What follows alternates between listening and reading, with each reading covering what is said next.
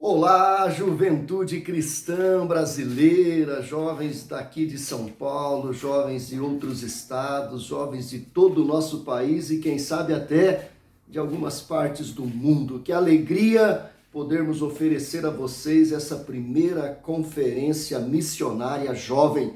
Estamos aqui agora neste sábado, neste dia de workshops, e agora nós começamos os nossos workshops e é uma alegria oferecer a vocês cada uma das palestras, cada uma das mensagens que serão ministradas. Então acompanhe aí, nós vamos ter um momento agora de louvor e logo após a sua palestra, aproveite da melhor forma possível. É claro, mande este link, compartilhe com seus amigos para que mais e mais pessoas possam participar deste momento incrível. Seja bem-vindo à nossa primeira conferência missionária Jovem 2021.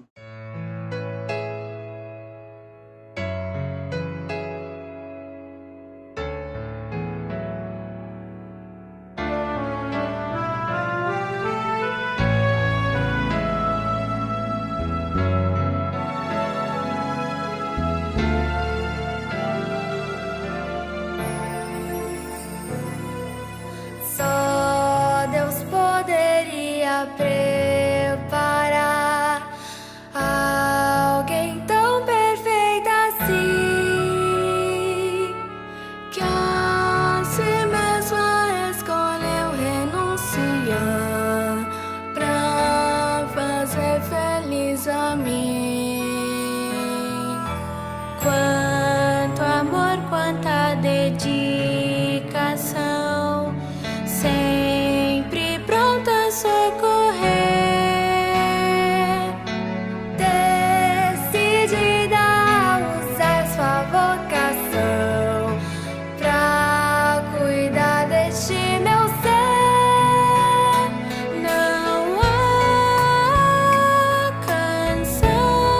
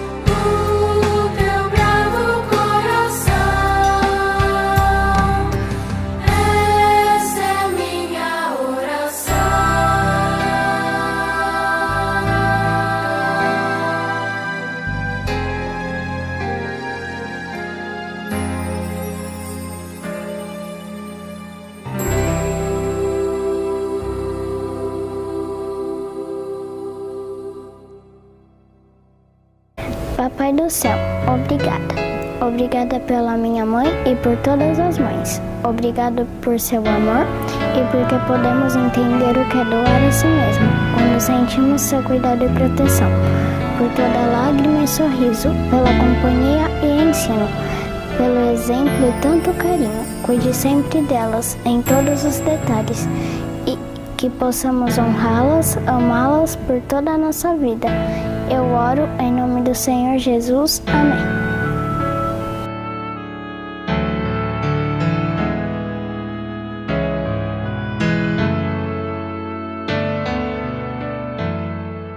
Para mim é uma grande honra estar compartilhando da parte de Deus com vocês. Eu gostaria de iniciar com uma oração rapidamente, para que possamos ouvir da parte de Deus aquilo que Ele tem a nos dizer neste tempo. Senhor Deus, fale aos nossos corações para que a Tua palavra, viva e eficaz, continue nos transformando, derramando graça, misericórdia e trazendo a nós luz do Teu entendimento, ó Deus, quanto aos ensinamentos que o Senhor quer nos dar e dos ensinamentos que o Senhor quer dar aos pais, aos educadores, aos pastores da nova geração, das crianças, que precisam tanto do Teu Evangelho. Nos ajude a ouvir da Tua voz, através da Tua palavra, que é santa e que nos transforma através da luz do Espírito Santo. É em nome de Cristo que nós oramos. Amém. Queridos irmãos, antes de iniciarmos, eu gostaria de trazer um conceito bem específico relacionado ao pastorear crianças, né?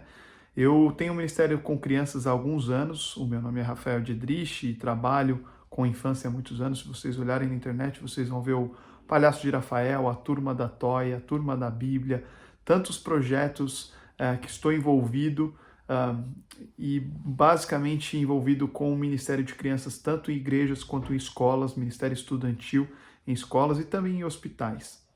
E eu gostaria de dizer para vocês que ao longo dos anos eu fui amadurecendo essa questão de pastoreio infantil. Eu tive a oportunidade de fazer teologia, mas tive a oportunidade também de fazer um mestrado em educação fora do país, com ênfase em comportamento de novas gerações, com ênfase em análise do comportamento de novas gerações, e acabei também fazendo um curso de neurociência, né, de 3 anos no Mackenzie. Então me formei em neurociência e a partir disso eu consegui fazer várias análises em relação ao comportamento infantil e baseado nisso também consegui verificar algo bem interessante e que me trouxe esse amadurecimento em relação ao pastoreio de crianças.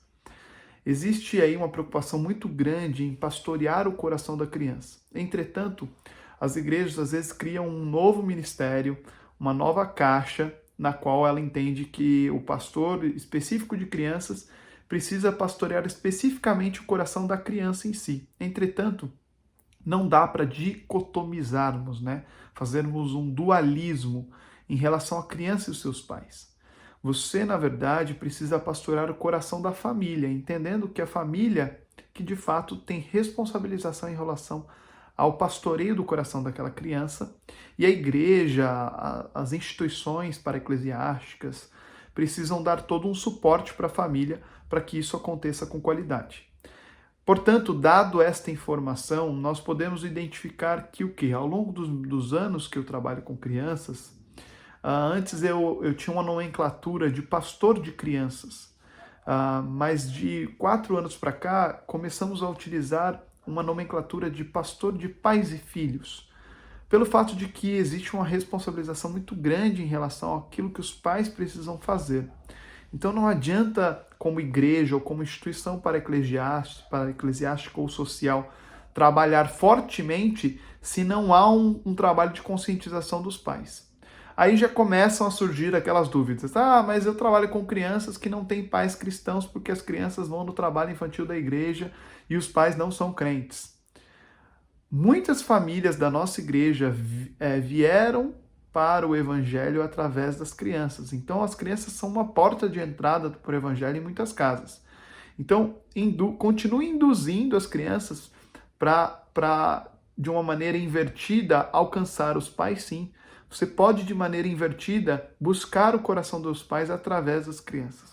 mesmo porque as crianças na pós-modernidade, elas têm muita voz dentro de casa, elas têm muita expressão dentro de casa, e isso facilita, inclusive, para que a gente possa ver as crianças sendo ainda mais usadas para a glória de Deus. Para pastorear o coração das crianças, nós precisamos primeiro voltar a um texto clássico, que a maioria dos pais utiliza, ou a maioria das igrejas também utiliza, para poder trabalhar o conceito de pastoreio, que é: ensina a criança no caminho que se deve andar, para que mais tarde ela não se desvie deste caminho. Entretanto, certa vez um pastor veio até nós e veio me questionar em relação àquilo que Deus havia ou não feito em relação ao filho dele. Então, esse rapaz veio e falou: a Bíblia não cumpre o que ela disse que cumpriria. A Bíblia diz que eu deveria ensinar o meu filho o caminho que ele deveria andar e que eu deveria ensiná-lo desta maneira, ensinar o caminho para ele. Eu ensinei o caminho para ele e ele veio a se desviar. Entretanto, eu perguntei para ele assim: mas você realmente ensinou o caminho para o seu filho? Eu falei: foi isso que eu fiz, e agora ele tem 20 anos e ele não quer mais saber de Jesus Cristo. Ele quer buscar outras coisas, virou um ateu, não quer saber mais de Jesus. E aí eu perguntei: mas você ensinou o que mesmo para o seu filho? Ele falou: eu ensinei o caminho que o meu filho deveria andar. Ele falando que ensinou o caminho que o filho deveria andar, eu perguntei para ele, eu falei: eu acredito que deva ter ensinado algo errado para o seu filho. Não, eu trouxe ele no Ministério de Crianças, de adolescentes, de jovens, e ele não quer mais saber de Jesus. Então a Bíblia não está cumprindo o que ela disse que cumpriria, porque ela disse que ele não se desviaria e ele está completamente desviado. E eu falei: e você ensinou o quê? Ele falou: eu ensinei o caminho. Eu falei: então, acho que encontramos o problema. Abra a Bíblia, então, em Provérbios 22. Ele abriu as Escrituras e nós fomos ler as Escrituras. E o versículo que diz: ensina a criança no caminho que se deve andar, para que mais tarde ela não se desvie dele, eu pedi para que ele lesse esse versículo. Ele leu o versículo e ele não identificou o erro. Porque nós, às vezes, lemos as Escrituras buscando ler as Escrituras e não fazer com que as Escrituras leiam a nossa vida. Esse é um grande segredo para todo aquele que lê a Bíblia. Nós precisamos ir com muito temor e tremor diante das Escrituras e pedir para que a Bíblia leia a nossa vida. Esse é o grande segredo, na verdade, hermenêutico, de interpretação e até mesmo um segredo de fato, relação com a Bíblia. Nós precisamos ver que a Bíblia se relaciona conosco de tal maneira a nos transformar. Portanto, eu pedi para que ele lesse isso, ele não identificou o erro e eu mostrei para ele o erro. E o erro era semântico. Por que o erro era semântico? Porque ele estava dizendo que ao longo de toda a vida ensinou o caminho para o seu filho. Mas a Bíblia não pede para ensinarmos o caminho para os nossos filhos. A Bíblia pede para ensinar no caminho. E ensinar no caminho é completamente diferente de ensinar o caminho. Ensinar no caminho significa o que está lá em Deuteronômio 6, que é ensinando diante da caminhada, sentando, levantando, dormindo, acordando. E é o que diz lá em Deuteronômio 6, e as ensinarás. Ou seja, é no caminho que nós ensinamos nossos filhos. É no caminho que pastoreamos o coração das crianças. É no caminho que nós fazemos as coisas, e não o caminho. Porque essa diferença semântica pode parecer muito pequena no português e no original também. Mas quando nós vemos na praxis, que é levar aquilo que está no texto escrito para a ativação prática da vida, nós percebemos que isso traz uma diferença enorme. Por quê? Pais, pastores e professores que não pastoreiam as suas crianças no caminho, trazem para elas muitos conceitos, que elas podem decorar versículos, podem ter um rito religioso muito forte, entretanto ela talvez não capite em sua mente o que nós chamamos de cosmovisão cristocêntrica ou cosmovisão evangélica. O que significa isso? Uma criança que é bem pastoreada até os 12 anos de idade, ela deveria sair com a sua mente, o seu coração formatado com a cosmovisão cristocêntrica. Uma criança que é bem pastoreada no caminho, ela sai com essa cosmovisão cristocêntrica. E o que significa essa cosmovisão cristocêntrica? Significa que a criança, ela vai enxergar a vida a partir de Cristo Jesus. Ela não consegue mais enxergar a vida a não ser a partir de Cristo Jesus. Isso significa que nós, como pastores, professores e pais, devemos pastorear o coração da criança para que ela chegue na vida da adolescência, ou seja, no período mais complicado da estrutura fisiológica hormonal que ela terá dos 11 aos 21 anos, que é o fechamento do córtex pré-frontal, o aumento da amígdala cerebral e a redução de dopamina no sangue, por exemplo, que são questões fisiológicas extremamente complicadas que acontecem na adolescência. O que essa criança precisa fazer? Essa criança precisa ter uma formatação de cosmovisão cristocêntrica até os 12 anos de idade. É a minha dica para vocês que estão me ouvindo aqui agora. Vocês ensinando as crianças no caminho, andando com elas, chorando com elas, se mostrando vulneráveis a elas. Porque por causa de uma influência grega que nós temos, da meritocracia, do dualismo platônico, nós acabamos influenciando as nossas crianças a nos enxergar como heróis. Então a gente se mostra como heróis para as crianças e pior, nós mostramos a Bíblia para as crianças como muitos heróis da Bíblia são de fato heróis grandiosos, mas a gente induz as crianças a tal modo que quando a gente chega para uma criança e pergunta qual o seu personagem favorito da Bíblia, a criança responder Sansão. Sansão é o pior exemplo de cristão que a gente pode ter, de homem de Deus que a gente pode ter. Foi um homem que ao longo de todos os versículos não cita a palavra Deus e quando cita por 2 vezes pede vingança. Esse não é um exemplo de bom homem de Deus. Esse é um péssimo exemplo. A criança não pode ter Sansão como um grande exemplo. Não, eu diria até que não deveriam nem existir músicas para Sansão. Ele não é digno de receber canções, porque foi um homem que errou muito durante a sua vida e que não foi um exemplo de fato. Assim como a gente olha para a vida de Gideão. No texto bíblico diz que aqueles que creem sem ver são alegres, são bem-aventurados. E Gideão, ele fica pedindo e pedindo e pedindo para ver, caso contrário ele não conseguiria crer. É outro homem péssimo, péssimo, para a gente conseguir usar como um grande herói. É por isso que esses homens falhos são a expressão clara da graça de Deus. E o Antigo Testamento serve muito para isso, para a gente mostrar para a criança que Deus usou homens falhos, homens que não tinham condições de serem usados. Ainda assim, Deus os usou e pode usar elas, ainda que elas sejam falhas, ainda que elas não tenham todas as condições necessárias. Deus pode usar as crianças.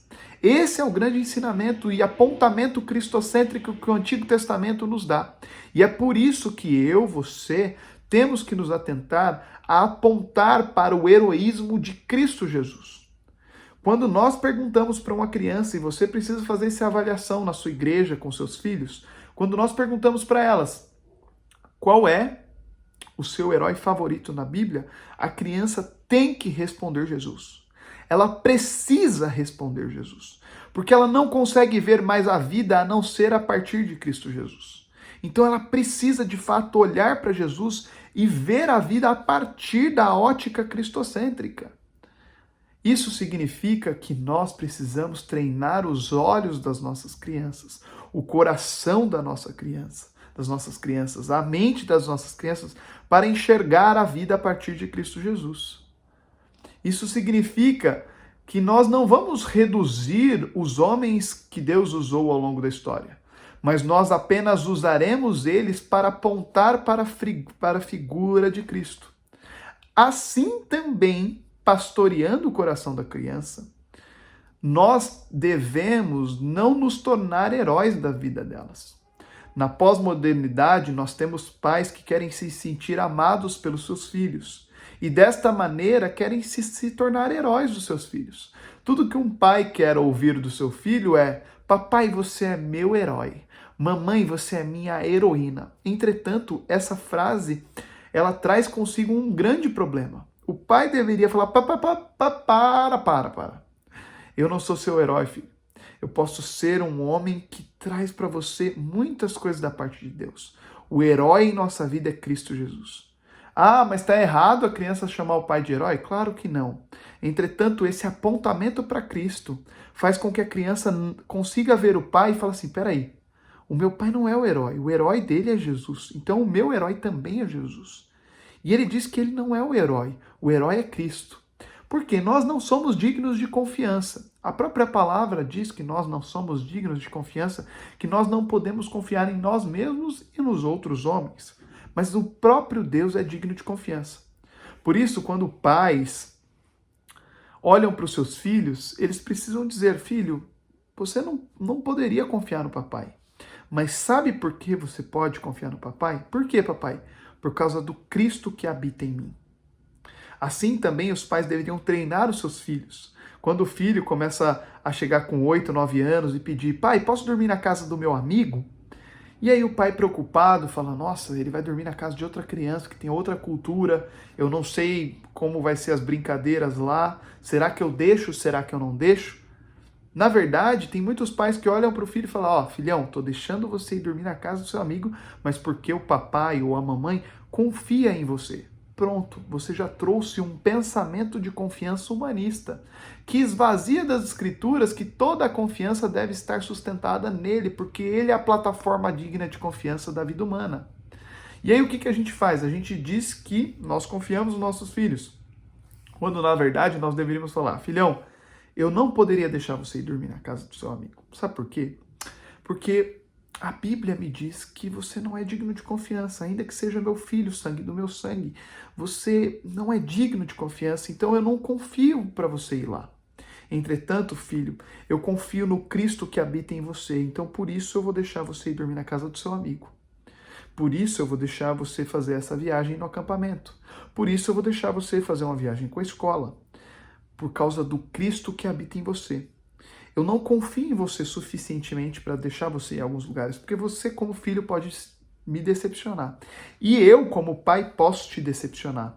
E a sua mamãe, como mãe, pode te decepcionar também. Entretanto, o Cristo que habita em nós não nos decepciona. E é porque eu confio nele que eu vou deixar você ir nesse novo lugar. Ao mesmo tempo, nós como pais deveríamos falar para os nossos filhos, é por causa do Cristo que habita em nós que você pode confiar na gente. Mas não por causa da gente, mas por causa do Cristo que habita em nós. E foi assim com Paulo e com Timóteo, quando Paulo, na segunda carta a Timóteo, diz para Timóteo que dentre dos pecadores ele era o principal, ou o maior dentre os pecadores. Imagina Timóteo, um adolescente novo, recebendo uma carta de seu mestre dizendo que ele era o maior dentre os pecadores. Agora, por que Timóteo, vendo esse escrito, não joga a carta fora e a carta é canonizada e chega até nós, depois de passar por Septuaginta, Vulgata e outros movimentos da canonização? Por que essa carta de 2 Timóteo chega a nós, sendo que Paulo diz que ele é o maior dentre os pecadores? Por que a gente guarda uma carta de um grande pecador? Porque Timóteo, olhando para essa frase, olha para isso e diz, peraí, se Paulo é o maior dentre os pecadores e está fazendo o que está fazendo, gerando os frutos que tem gerado, então não é Paulo que está fazendo, mas é Cristo que está fazendo através de Paulo. Da mesma maneira, os nossos filhos deveriam olhar para os pais e dizer, peraí, se o papai não é confiável, se o papai é pecador, se o papai é falho, se ele não é digno de confiança e faz o que faz em amor por mim, para cuidar de mim, então não é o papai que está fazendo, mas é o Cristo que está fazendo no papai para que exerça a paternidade correta e bíblica na minha vida.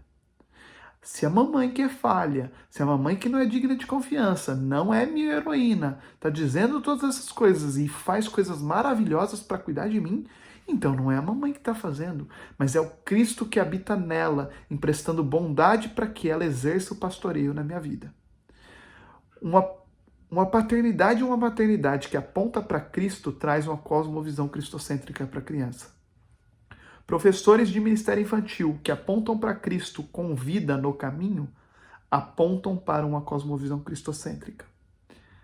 Pastores de crianças que não se tornam gestores de programações, mas de fato homens que apontam para Cristo, eles acabam se tornando homens que preparam crianças para uma cosmovisão cristocêntrica. E uma cosmovisão cristocêntrica prepara a criança para ensinar e liderar. E esse é o terceiro ponto que eu quero trazer para vocês. O primeiro tinha muito o erro semântico. O segundo ponto tinha muito essa questão da confiança, estar em Cristo. E o terceiro está no apontamento para que a criança lidere, se torne líder e possa, de fato, trazer um conceito relacionado ao ensino a outras crianças. Isso está embasado basicamente na figura de Cristo, que quando José e Maria perdem o seu filho após a festa em Jerusalém, eles retornam e encontram com Jesus, muito novo, e perguntam para Jesus, Jesus, como assim? A gente te perdeu? Vamos embora. E Jesus, olha, calma, mamãe, eu estou na casa do meu pai. E ele estava fazendo o que na casa do pai? Estava ensinando outros. E não estava ensinando outros simplesmente, estava ensinando homens que sabiam muito. Ou seja, Jesus foi preparado para ensinar. Ele não ensinava simplesmente porque era filho de Deus, mas ele ensinava porque ele estava sendo muito bem preparado. Jesus tinha uma escola muito boa e ele aprendeu muito das estruturas judaicas na infância. As nossas crianças não podem ser negligenciadas. As nossas crianças precisam ser treinadas para ensinar, treinadas para liderar. Caso contrário, elas chegarão na adolescência apáticas. Crianças apáticas entram na adolescência e o mundo, com todas as suas impurezas, podem engolir essa criança na adolescência de tal modo que essa criança não consegue mais enxergar a vida a partir de Cristo Jesus, mas enxerga a vida a partir de outras óticas, como a ótica do marxismo cultural, como a ótica da identidade de gênero, como a ótica dos vícios relacionados aos games, como várias outras óticas. E é por isso que nós precisamos capacitar as crianças. Temos que tomar cuidado no pastoreio com crianças para não somente passar informações, porque uma educação que só passa e transmite informações gera crianças emocionalmente imaturas, emocionalmente e espiritualmente. Mas uma educação que gera experiências para essas crianças gera crianças maduras e preparadas para a vida. Até 120 anos atrás não existia o termo adolescência. Adolescência é um conceito pós-moderno de vida. A humanidade viveu 6.000 anos sem o conceito de adolescência. Quando a criança terminava a infância, ela já se tornava uma adulta, uma jovem adulta. Tanto que muitos dos seus avós ou bisavós tiveram filhos com 16, 15, 14 anos. E provavelmente Maria foi mãe de Jesus nessa idade. Portanto, quando nós olhamos para as nossas crianças, nós precisamos entender que elas são seres muito aprendizes. Elas têm uma capacidade de absorção muito grande. E às vezes a gente negligencia isso e elas acabam aprendendo vários conteúdos, mas aquilo que é essencial, que é a graça, a misericórdia, os conceitos bíblicos, às vezes a gente conta as mesmas histórias e tenta trazer uma aplicação ético-social nos nossos ensinos e não faz uma aplicação cristocêntrica, que aponta para a cosmovisão evangélica ou cosmovisão cristocêntrica. Por isso, meus irmãos, nós precisamos preparar as nossas crianças para que se um dia você esquecer a sua criança na igreja e você voltar, ela vai estar tendo um tete-a-tete com o pastor da igreja e você vai perguntar, filho, desculpa, a mamãe esqueceu você. E ele vai olhar assim, mamãe, por que você está preocupada? Eu estou na casa do meu pai. Estou batendo um papo com o nosso pastor aqui sobre a graça de Deus e como elas têm se manifestado na nossa família. Ah, pastor Rafael, é impossível uma criança de 12 anos chegar a essas conclusões. É por esse tipo de negligenciar a educação que nós temos educado e ensinado crianças, às vezes, a serem tão imaturas. Precisamos ter o mesmo afinco de ensino com as nossas crianças que o mundo tem, quando traz conceitos complexos e essenciais, quando elas chegam com 12, 13 anos e começam a fazer educação sexual na escola, quando elas começam a entender um pouco das identidades e complicações que existem em tudo que nós temos vivido. Ou seja, se você quer preparar e proteger bem as suas crianças, treine elas para que elas ensinem. Treine e pastoreie elas para que elas capacitem. Faça aulas invertidas no seu ministério infantil.